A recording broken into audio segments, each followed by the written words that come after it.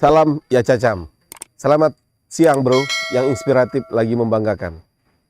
Selamat siang, selamat berjumpa kembali pada acara bincang-bincang terkait masalah marketing politik. Dalam kesempatan ini kita akan membahas atau mengulas terkait masalah program atau langkah-langkah konkret Partai Umat untuk lolos ke Senayan dengan capaian 4% pada pesta demokrasi Pileg tahun 2024. Nah, seperti kita ketahui bahwa KPU di bulan Desember kemarin telah meloloskan atau telah melakukan verifikasi administrasi maupun verifikasi faktual, yang ada beberapa partai yang berhak dan sah mengikuti pemilu tanggal 14 Februari 2024.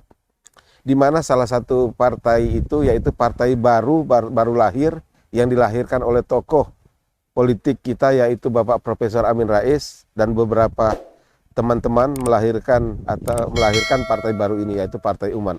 Nah, dalam keikutsertaan dalam pemilu secara partai, kalau dilihat dari partai bahwa Partai Umat ini partai baru yang pertama sekali dalam mengikuti pileg atau pemilu legislatif. Namun secara pengalaman dari person to person pengurus partai ini sudah beberapa kali mengikuti partai dalam pelaksanaan pemilu tersebut. Nah, lalu berbicara bagaimana cara untuk lolos electoral threshold 4%, artinya sudah ditentukan dalam undang-undang pemilu bahwa partai yang akan lolos di Senayan atau mengantarkan duduk di wakil rakyat di Senayan yaitu sekitar 4%. Untuk itu perlu ada sesuatu pendekatan, ada sesuatu strategi, atau suatu langkah-langkah yang real dilakukan oleh partai untuk supaya lolos di Senayan tersebut. Nah, di sini saya mencatat ada sekitar 6 langkah strategis atau 6 langkah konkret supaya Partai Umat ini bisa lolos di Senayan. Pertama, berbicara pemetaan. Pemetaan yaitu pemetaan pemilih. Sudah barang tentu menggunakan instrumen survei. Dalam hal ini, dari survei ini pasti kita dilihat bagaimana karakteristik secara geografi, karakteristik pemilih, yaitu dari jenis kelaminnya, lalu dari umurnya, dari karakteristik pendidikannya, dari karakteristik agamanya, lalu kelas ekonominya. Itu dilihat dari karakteristik pemilih. Karena pemilih ini akan direbutkan semua partai, baik partai-partai yang sudah berpengalaman maupun partai baru seperti Partai Umat ini.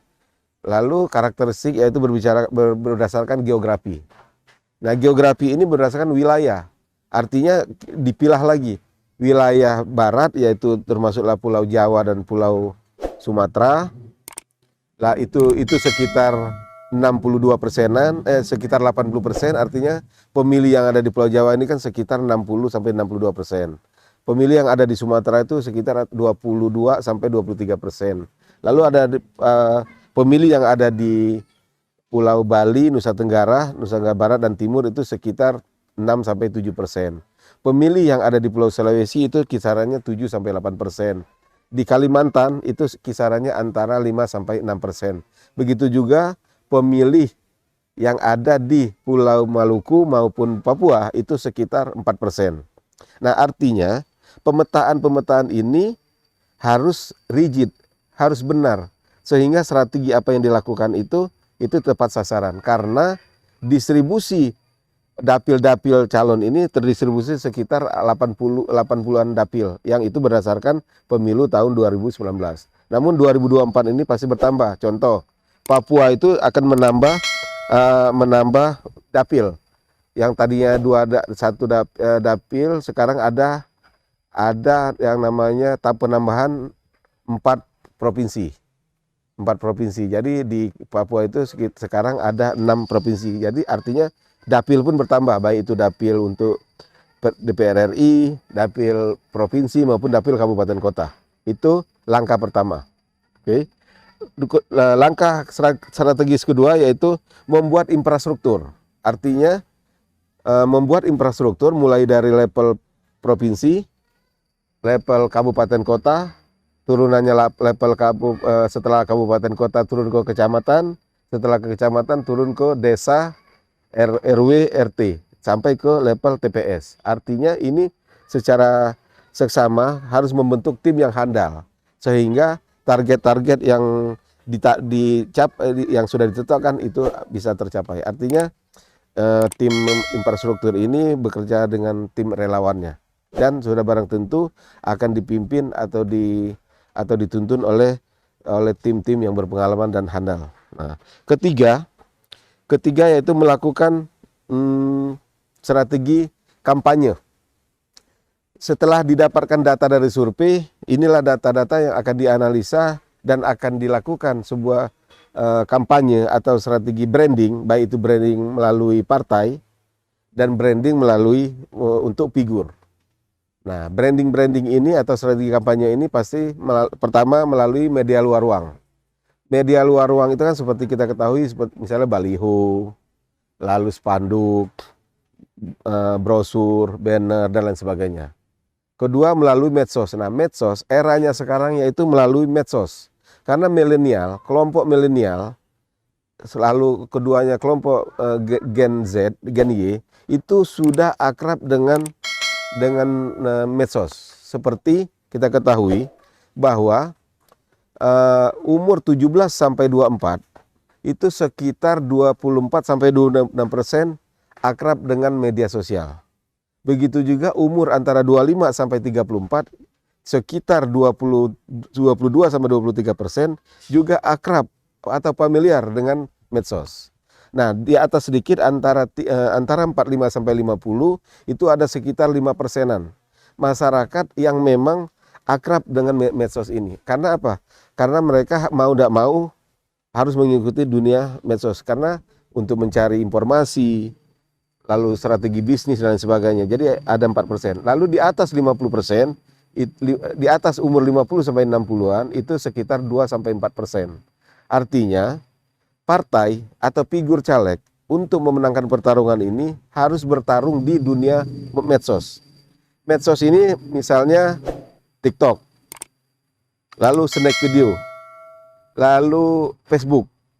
Nah, Facebook ternyata untuk di level kabupaten, kecamatan, dan desa di luar Pulau Jawa ini sangat-sangat handal, sangat-sangat strategis kita untuk melakukan pencitraan di medsos Facebook ini. WA sepertinya sudah merajalela. Artinya kalau tidak mensosialisasikan di program ini juga kita akan tertinggal, akan ditinggalkan para pemilih. TikTok sudah, snack video sudah, Facebook. Nah, lalu ada lagi yaitu IG. Selain IG, YouTube. Jadi 5 sampai 6 medsos inilah yang harus dilaksanakan atau diikut sertakan dalam melakukan kampanye, melakukan sosialisasi, melakukan branding. Apalagi melihat bahwa umur Partai Umat ini masih seumur jagung. Tapi dia bertarung melawan kompetitor yang sangat hebat, yang sangat kuat, seperti partai-partai yang besar. Katakanlah di level papan atas ada Golkar, ada PDI, ada Gerindra. Papan menengah itu ada Demokrat, ada Nasdem, ada PKS, ya kan? Lalu level bawah dikit, papan bawah ada P3, ada PAN. Ada PAN di situ. Lalu ada Gelora pecahan dari ini dan partai-partai yang baru lahir juga. Artinya kompetisi ini tidak bisa dianggap ringan. Karena apa? Apa yang dilakukan oleh Partai Umat itu juga dilakukan oleh partai-partai lain. Artinya persaingan di sini sangat ketat. Sementara kantong-kantong suara atau lumbung-lumbung suaranya di wilayah yang sama. Apalagi ada peluang katakanlah umat ini kan lahir dari rahim PAN. Sudah barang tentu pengetahuan, pengalaman, dan skill dari orang-orang umat ini akan mencuri, atau dibawa untuk melakukan branding, melakukan kampanye untuk kemenangan umat. Artinya dia akan berebut suara di kantong yang sama, di lumbung yang sama, yaitu kantong-kantong yang berafiliasi terhadap agama Islam. PAN sendiri, lalu ada P3, ada juga PKS dan PKB, walaupun karakteristiknya masing-masing beda. Artinya pemilih yang punya loyal terhadap PKB, Islam yang terhadap PKB, pemilih Islam yang berorientasi Islam terhadap P3, PAN, lalu PKS, ada P3, dan sekarang muncul juga lahir yaitu Gelora. Artinya ini harus disikapi dengan seksama sehingga strategi yang dilaksanakan itu masuk. Oke. Lalu selanjutnya itu langkah selanjutnya menetapkan target sasaran. Nah, secara nasional Partai Umat memang kan harus lolos 4%, harus mencapai 4%. Kalau di bawah 4%, berarti Partai Umat akan tidak lolos ke Senayan secara nasional, namun berpotensi besar juga untuk yang duduk di DPR provinsi dan DPRD di kabupaten kota. Itu untuk, namun pengalaman kami di lapangan, target sasaran itu biasanya terrealisasi hanya, misal target 100% itu, capaian yang tertinggi itu antara 30 sampai 40%. Jadi kalau Partai Umat untuk lolos saja di 4%, artinya dia harus menargetkan target harus capaian antara 14 sampai 17%. 14 sampai 17% itu target umum, target sasaran. Namun target utamanya itu dia akan mencapai 4%. 4% itu. Jadi itu tadi, artinya memang pengalaman kita di lapangan, target sasaran itu, dari target sasaran itu akan tercapai menjadi target jadi atau goal settingnya itu antara 30 sampai 40%. Artinya kalau untuk mencapai 4% aja, Partai Umat ini harus mempunyai target sasaran secara nasional itu 14 sampai 17%. Oke, itu bicara penetapan target. Yang sudah barang tentu diikutin tadi dengan penetapan calon dari dapil per dapil. Jadi Partai Umat harus menetapkan 14 sampai 17% tadi, cari mana dapil yang menjadi dapil unggulan.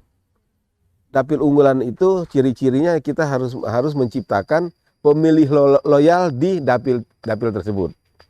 Itu sudah seperti itu. Langkah selanjutnya bahwa pada saat mau pelaksanaan pemilu harus memiliki saksi-saksi yang handal, saksi-saksi yang loyal, saksi-saksi yang militan. Percuma kalau kita punya strategi yang bagus, branding yang bagus, tim sukses yang bagus, relawan yang kuat dan lain sebagainya, tanpa adanya saksi-saksi di TPS yang militan, yang loyal dan mampu bekerja keras, ini akan hambar. Seperti itu, hambar. Nah, jadi satu kesatuan langkah-langkah ini sangat diperlukan Partai Umat untuk menuju lolosnya 4% di Senayan. Namun barang tentu ada strategi yang bisa berbarangan atau digandengkan, yaitu ketika satu orang calon untuk masuk ke Senayan harus digandeng oleh calon-calon atau caleg-caleg yang maju di provinsi dan maju juga di kabupaten kota, sehingga saling kerjasama yang disebut tanggung renteng. Oke, demikian bincang-bincang atau analisis marketing politik kali ini. Sampai jumpa.